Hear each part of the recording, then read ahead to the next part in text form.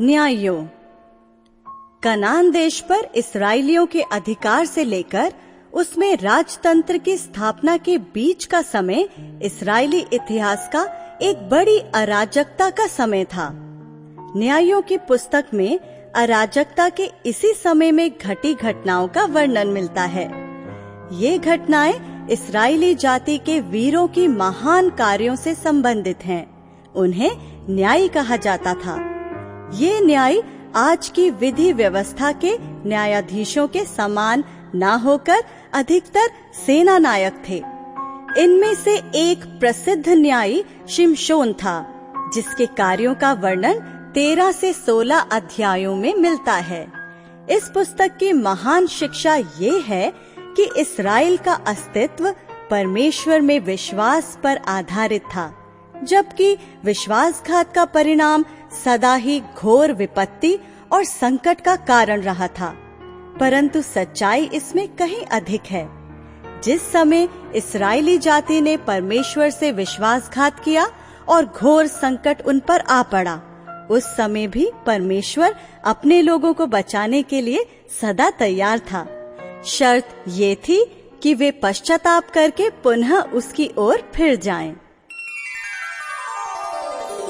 न्यायों।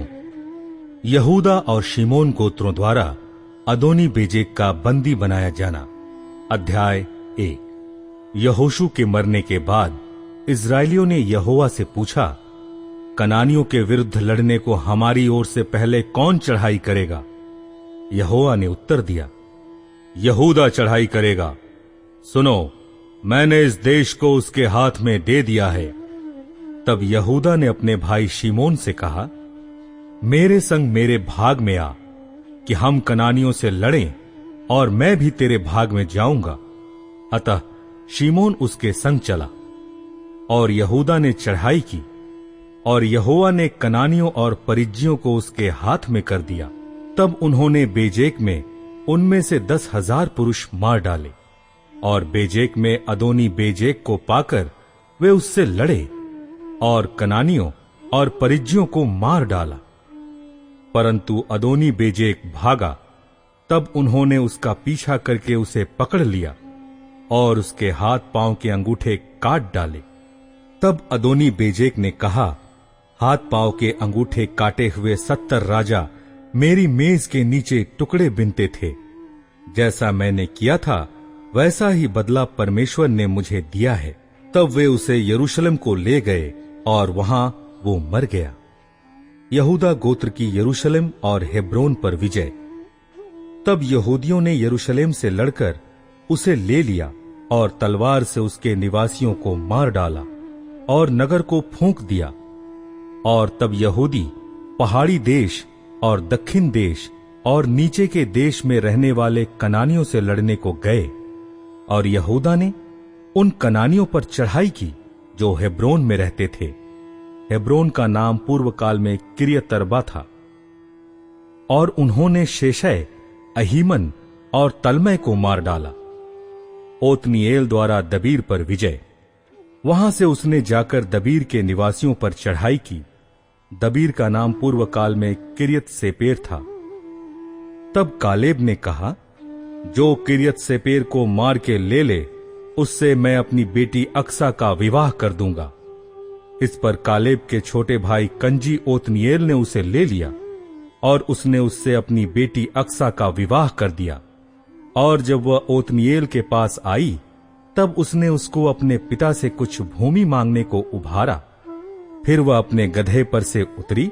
तब कालेब ने उससे पूछा, तू क्या चाहती है? वह उससे बोली, मुझे आशीर्वाद दे। जब तूने मुझे दक्षिण देश दिया है तो जल के सोते भी दे। इस प्रकार कालेब ने उसको ऊपर और नीचे के दोनों सोते दे दिए। यहूदा और बिन्यामीन के गोत्रों की विजय। मूसा के साले, एक केनी मनुष्य की संतान, यहूदी के संग खजूर वाले नगर से यहूदा के जंगल में गए, जो अराद के दक्षिण की ओर है, और जाकर इस्राएली लोगों के साथ रहने लगे। फिर यहूदा ने अपने भाई शिमोन के संग जाकर सपत में रहने वाले कनानियों को मार लिया और उस नगर का सत्यानाश कर डाला। इसलिए उस नगर का नाम होर्मा पड़ा। और यहूदा ने चारों ओर की भूमि समेत अज्जा, अश्कलोन और एक्रोन को ले लिया। यहोवा यहूदा के साथ रहा, इसलिए उसने पहाड़ी देश के निवासियों को निकाल दिया, परंतु तराई के निवासियों के पास लोहे के रथ थे, इसलिए वो उन्हें न निकाल सका। और उन्होंने मूसा के कहने के अनुसार हेब्रोन कालेब को दे दिया, और उसने वहां से अनाक के 3 पुत्रों को निकाल दिया। और यरूशलेम में रहने वाले यबूसियों को बिन्यामीनियों ने न निकाला, इसलिए यबूसी आज के दिन तक यरूशलेम में बिन्यामीनियों के संग रहते हैं। यूसुफ के घराने द्वारा बेतेल पर विजय। फिर यूसुफ के घराने ने बेतेल पर चढ़ाई की, और यहोवा उनके संग था। और यूसुफ के घराने ने बेतेल का भेद लेने को लोग भेजे, और वह उस नगर का नाम पूर्व काल में लूज था।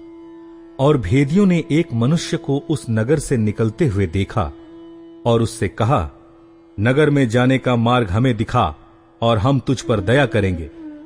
जब उसने उन्हें नगर में जाने का मार्ग दिखाया, तब उन्होंने नगर को तो तलवार से मारा, परंतु उस मनुष्य को सारे घराने समेत छोड़ दिया। उस मनुष्य ने हित्तियों के देश में जाकर एक नगर बसाया, और उसका नाम लूज रखा, और आज के दिन तक उसका नाम वही है। पूर्णतः न निकाले गए लोग। मनश्शे ने अपने अपने गांवों समेत बेतशान, तानाक, दोर, यिबलाम और मगिद्दियों के निवासियों को न निकाला। इस प्रकार कनानी उस देश में बसे ही रहे। परंतु जब इजरायली सामर्थी हुए, तब उन्होंने कनानियों से बेगारी ली, परंतु उन्हें पूरी रीति से न निकाला। एप्रैम ने गेजेर में रहने वाले कनानियों को न निकाला, इसलिए कनानी गेजेर में उनके बीच में बसे रहे। जबूलून ने कित्रोन और नहलोल के निवासियों को न निकाला, इसलिए कनानी उनके बीच में बसे रहे और उनके वश में हो गए। आशेर ने उक्को, सीदोन, अहलाब, अकजीब, हेलबा, अपीक और रहोब के निवासियों को न निकाला, इसलिए आशेरी लोग देश के निवासी कनानियों के बीच में बस गए, क्योंकि उन्होंने उनको न निकाला था।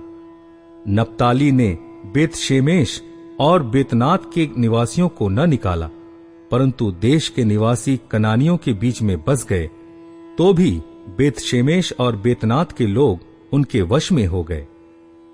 एमोरियों ने दानियों को पहाड़ी देश में भगा दिया और तराई में आने न दिया, इसलिए एमोरी हेरेस नामक पहाड़, अय्यलोन और शालबीम में बसे ही रहे। तो भी यूसुफ का घराना यहां तक प्रबल हो गया कि वे उनके वश में हो गए। और एमोरियों के देश की सीमा अक्रब बीम नामक पर्वत की चढ़ाई से आरंभ करके ऊपर की ओर थी। बोकीम में यहोवा का दूत। अध्याय 2। यहोवा का दूत गिलगाल से बोकीम को जाकर कहने लगा, मैंने तुमको मिस्र से ले आकर इस देश में पहुंचाया है, जिसके विषय में मैंने तुम्हारे पुरखाओं से शपथ खाई थी।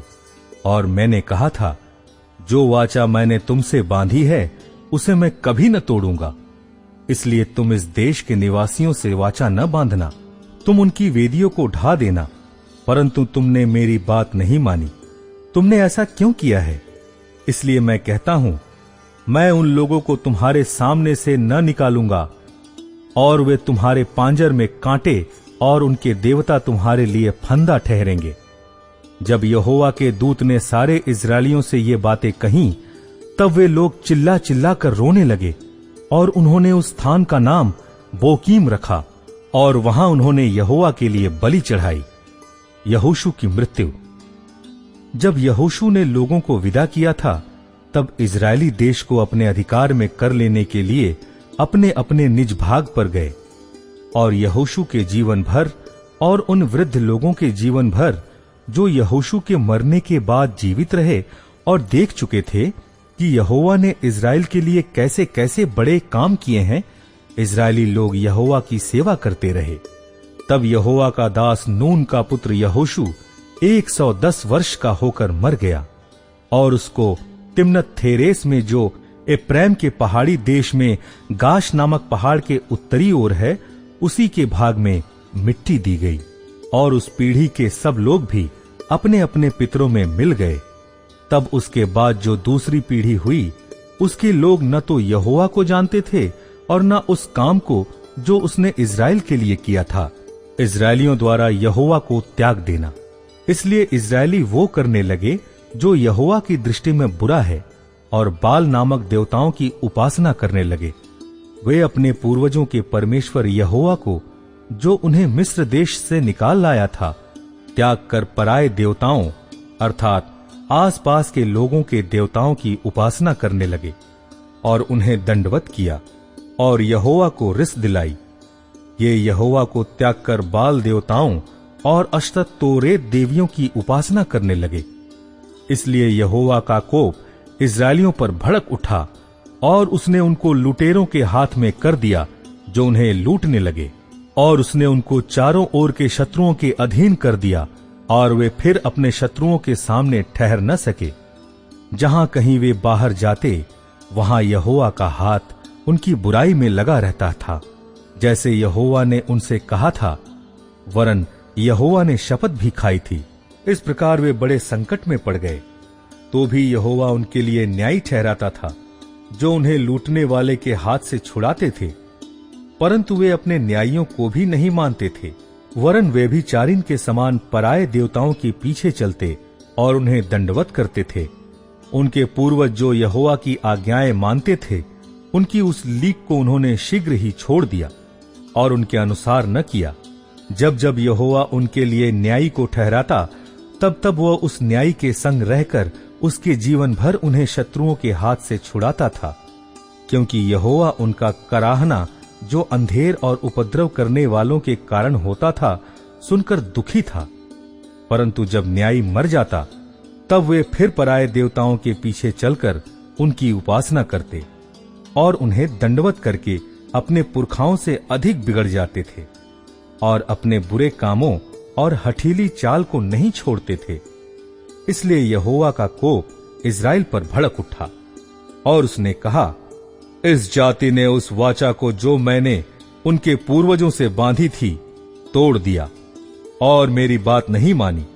इस कारण जिन जातियों को यहोशू मरते समय छोड़ गया है, उनमें से मैं अब किसी को उनके सामने से न निकालूंगा, जिससे उनके द्वारा मैं इज़राइलियों की परीक्षा करूं कि जैसे उनके पूर्वज मेरे मार्ग पर चलते थे, वैसे ही ये भी चलेंगे कि नहीं।